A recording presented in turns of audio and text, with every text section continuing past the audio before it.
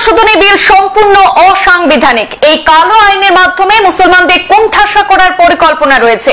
এই বিল বাতিল বা প্রত্যাহার না করা পর্যন্ত গণতান্ত্রিক পন্থায় শেষ নিঃশ্বাস পর্যন্ত আন্দোলন চলবে। মুসলমানদের পিঠ দেয়ালে ঠেকেছে, প্রয়োজনে প্রাণ দিতেও প্রস্তুত রয়েছে মুসলিমরা। এমন দ্ব্যর্থহীন ভাষায় ওয়াকফ বিলের বিরুদ্ধে সরকারের বিরুদ্ধে ক্ষোভ উগরে দিলেন বরাকের সমস্ত ধর্মীয় ও সামাজিক সংগঠনের সমন্বিত সংস্থা ওয়াকফ সুরক্ষা মঞ্চ এর অন্যতম কনভেনার উত্তর পূর্ব ভারত আহলে সুন্নতের মুখ্য উপদেষ্টা মাওলানা সালিমুল হক লস্কর এবং উত্তর পূর্ব ভারত নদওয়াতুত তামিরের সাধারণ সম্পাদক মাওলানা আতাউর রহমান মাঝার ভূঁইয়া।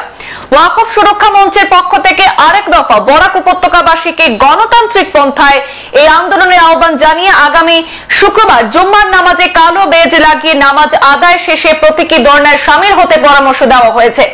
শুক্রবার থেকেই প্রথম দফায় আন্দোলন শুরু হয়ে চলবে আগামী 18 এপ্রিল পর্যন্ত।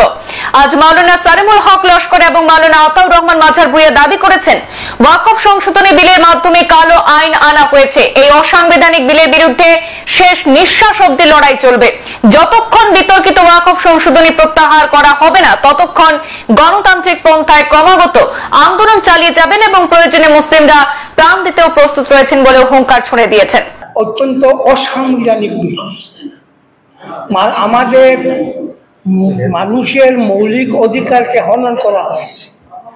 এই বিলকে উদ্র করার জন্য, প্রত্যাহার করার জন্য আমরা আমাদের শেষ নিঃশ্বাস পর্যন্ত আমরা আন্দোলন করব, শান্তিপূর্ণ উপায়ে, গণতান্ত্রিক উপায়ে।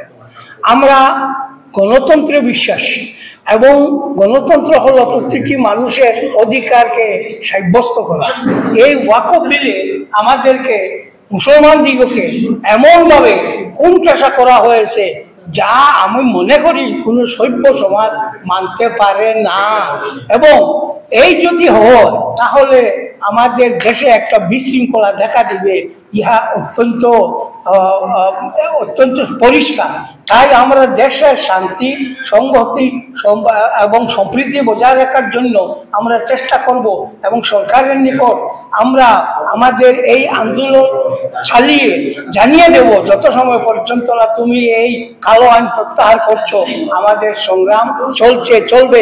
এমনকি আমরা মরলেও কোনো অসুবিধা নেই, আমরা মরব, কারণ আমাদের পিঠ দেওয়ালে ঠেকে গিয়েছে, আমাদের আর কোনো উপায় নেই। তুমি শুধু আমাদের দিকে দেখো আর অন্য কাউকে দেখো না, তা হতে পারে না।